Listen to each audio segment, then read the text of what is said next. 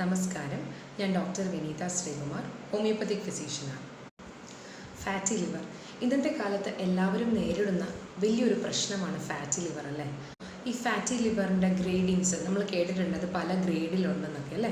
അതിൻ്റെ ഗ്രേഡ്സ്, അതിൻ്റെ ടൈപ്സ്, അത് എത്രത്തോളം പ്രശ്നമേറിയതാണ്, അത് നമ്മൾ എങ്ങനെ കാണണം എന്നുള്ളതൊക്കെയാണ് ഞാൻ ഇന്ന് ഈ വീഡിയോയിൽ സംസാരിക്കാൻ പോകുന്നത്.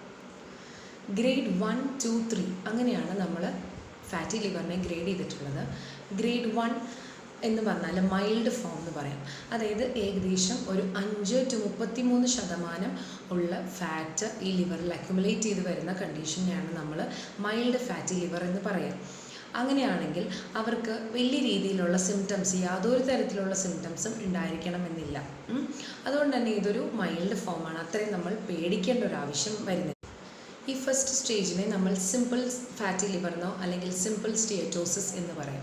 സെക്കൻഡ് ഗ്രേഡ് ഫാറ്റി ലിവർ എന്ന് പറഞ്ഞാൽ അതിനെ ഒരു മോഡറേറ്റ് ഗ്രേഡ് എന്ന് നമുക്ക് വിളിക്കാം. എന്ന് പറഞ്ഞാൽ ഇതിനെ സ്റ്റിയറ്റോ ഹെപ്പറ്റൈറ്റിസ് എന്നാണ് നമ്മൾ മെഡിക്കലി പറയുക ആ ഒരു ഗ്രേഡിനെ.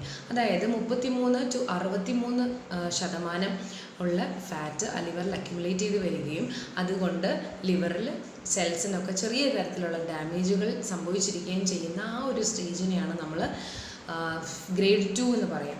പക്ഷേ ഈ ഒരു സ്റ്റേജിൽ ചെറിയ രീതിയിലുള്ള സിംറ്റംസ് ഒക്കെ ഒരാൾക്ക് അനുഭവപ്പെടാം. അതായത് വലിയ രീതിയിലൊരു ക്ഷീണമോ അല്ലെങ്കിൽ ഒരു വയറിനോ എന്തെങ്കിലും ഗ്യാസ്ട്രിക് ആയിട്ടുള്ള ഒരു ഡിസ്കംഫർട്ടോ എന്തെങ്കിലുമൊക്കെ ഫീൽ ചെയ്യാം. ഇതൊക്കെയാണ് സെക്കൻഡ് ഗ്രേഡിൽ വരുന്ന സിംറ്റംസ്. തേർഡ് ഗ്രേഡ് എന്ന് പറഞ്ഞാൽ സിവിയർ ഫോം ഓഫ് ഫാറ്റി ലിവറാണ്. അതായത് 66%-ലേക്കാൾ കൂടുതൽ ഫാറ്റ് ലിവറിൽ അക്യുമുലേറ്റ് ചെയ്തിരിക്കുകയും ആ ലിവറിന് വലിയ രീതിയിലൊരു ഡാമേജ് സംഭവിച്ചിരിക്കുകയും ചെയ്യുന്ന ആ ഒരു അവസ്ഥയാണ്.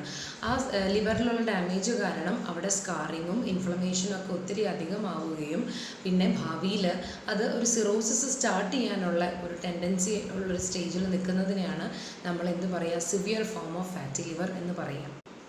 ഈ ഗ്രേഡിങ് കൂടാതെ നമ്മൾ ടൈപ്സ് പറഞ്ഞിട്ടുണ്ട് ഫാറ്റി ലിവറിൻ്റെ. അതിൽ ആൽക്കഹോളിക്കും നോൺ ആൽക്കഹോളിക്കും ഉണ്ടല്ലോ. ആൽക്കഹോളിക് എന്ന് പറയുമ്പോൾ ഇതിൻ്റെ പ്രോഗ്രസ് വളരെ റാപ്പിഡായിരിക്കും. അതായത് ഒരു 35 to 40 ഇയേഴ്സിൽ തന്നെ ഇത് പെട്ടെന്ന് ഒരു സിറോസിസോ അല്ലെങ്കിൽ ഒരു ലിവർ ക്യാൻസറോ ഒക്കെ ആയിട്ട് മാറാനുള്ള ചാൻസ് കൂടുതലാണ്. പക്ഷേ നോൺ ആൽക്കഹോളിക് ആണെങ്കിൽ റിസ്ക് ഫാക്ടേഴ്സ് നിലനിൽക്കുന്ന ആൾക്കാരിൽ ഇത് കൂടുതലായിട്ട് നമുക്ക് പ്രോഗ്രസ് ചെയ്ത് വരുന്നതായിട്ട്